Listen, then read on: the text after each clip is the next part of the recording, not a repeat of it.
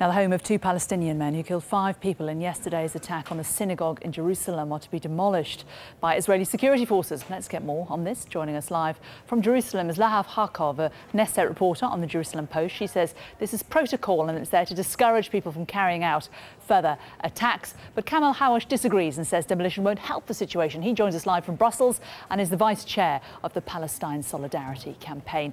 Let's talk to Lahav Harkov first. Lahav, just spell out exactly what Israeli feels the point of these demolitions is.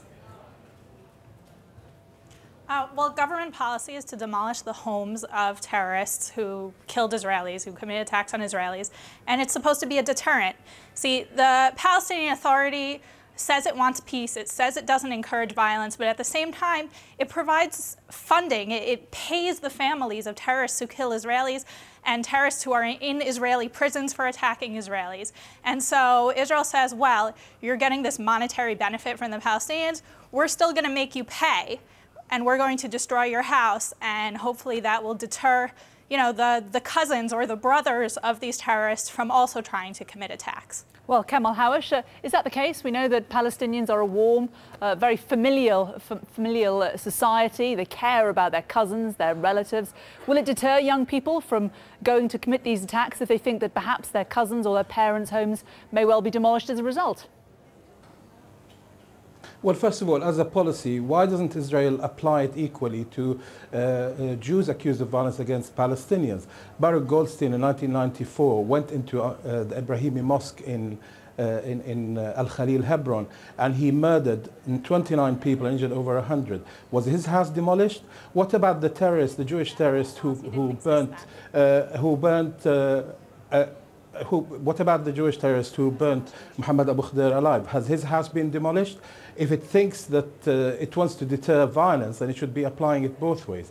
But in terms of what with the Palestinian, the demolition that happened last night, it's not going to deter people from who feel there's absolutely no hope in the future from carrying out acts like that, because it's only a few days ago, a few weeks ago, that homes in Hebron were demolished.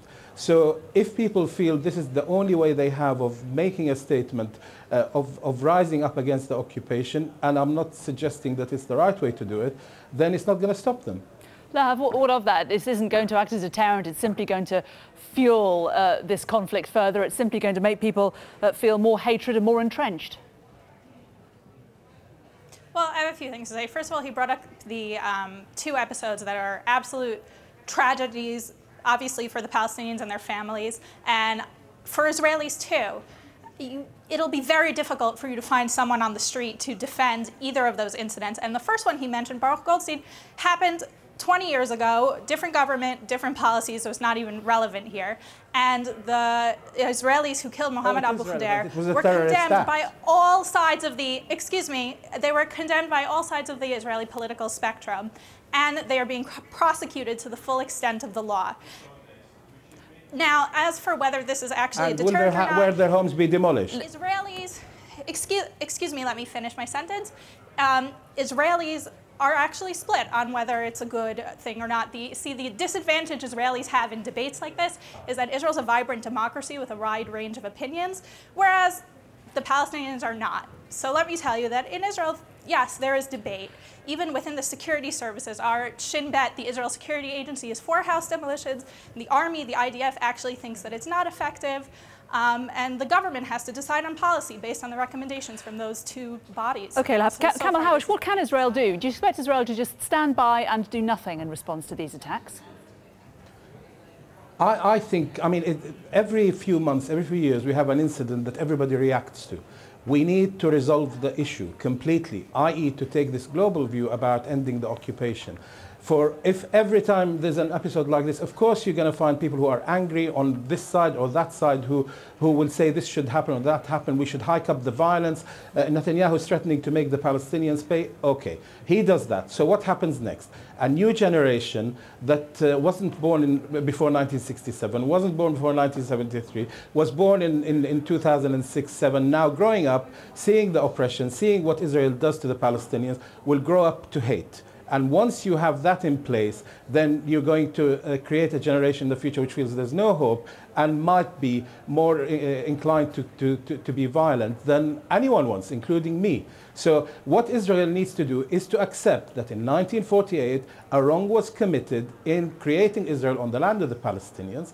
Israel is a fact, but it's now time to sit down with the Palestinians and genuinely reach peace. Not continue to build on the land that the Palestinians rightly have as their state, therefore making it impossible for them to have a state and therefore to have any future. What Israel wants is to continue the occupation perpetually. Kamal, Howard, thank you very much. Lahav, Harkov, we've only got 30 seconds, a very brief response. I would love to respond to that. First of all, whether there's an occupation or not is 100% debatable, but the fact is Israel does want peace. And the Palestinian leadership, every time Israel has offered it peace, they've turned it down. Israel offered, you know, almost 100% of the West Bank, including parts of Jerusalem, to the Palestinian leadership, and they've turned it down over and over again. The Palestinians were the ones who left the most recent peace talks that were moderated by U.S. Secretary of State John Kerry. They were the ones who decided to bring a terrorist organization into their government, effectively leaving the peace talks. So to blame Israel for not wanting peace is just ignoring the simple facts of the issue. Lahav, Harkov and Kamal, Howard, we have to stop there because we're out of time. Thank you both very much for joining us.